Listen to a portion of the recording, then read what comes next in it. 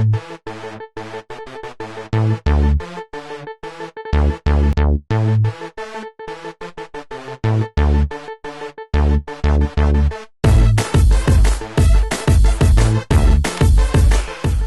everybody, welcome to my channel. My name is Ashim and this video is going to be featuring this week's workout sessions.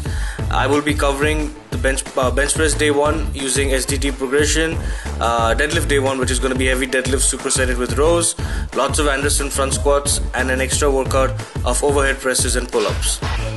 This week began with bench press day 1 using Eric Troy's SDT progression, single, double, triple progression, on which I managed to progress by adding reps. That's single progression. I just used reps as a form of progression. Sorry about that.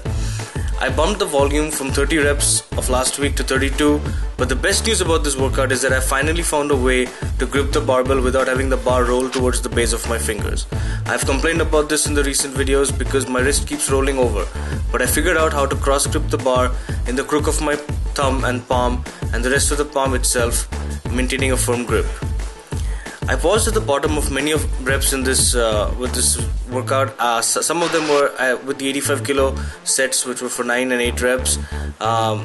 So that's a lot of volume. I still managed to pause reps, not rest pause, but pause at the bottom, just to be clear. In addition to that, of course, with 90 kilos, 92.5 kilos and 95 kilos, all these 3 sets, I paused on every single rep at the bottom.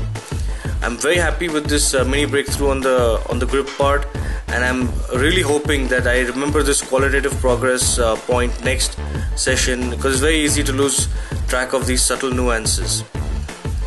Usually I follow bench work with JM presses, but I switched it up this week because I feel that I've exhausted JM presses for now. So instead of JM presses, I squeezed in some unilateral overhead presses instead, and they felt great on my shoulders. Lastly, I did some Anderson front squats and they were very challenging. I raised the platform by a small board, so I was struggling for extra depth, and I hadn't done this last time when this exercise rolled around. So after 4 sets with 125 kilos, I removed this platform and reverted back to the old depth, and I nailed 130 kilos. I'm sitting here recording this audio commentary after 3 workouts with Anderson front squats, and let me tell you that they are kicking my butt this cycle.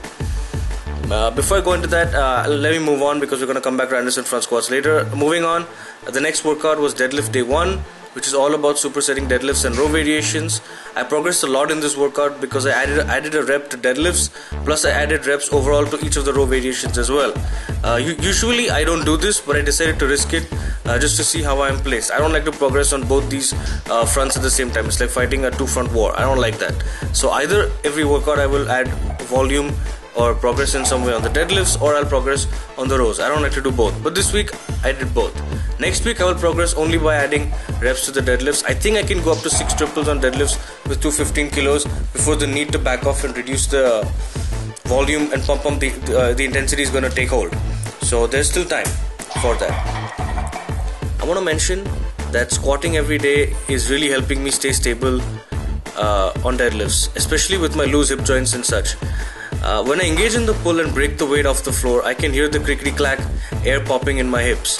The same sound you hear when you crack your knuckles. This is not in my control, of course, it's way out of my control, but I can hear the sound and feel my bones shift around.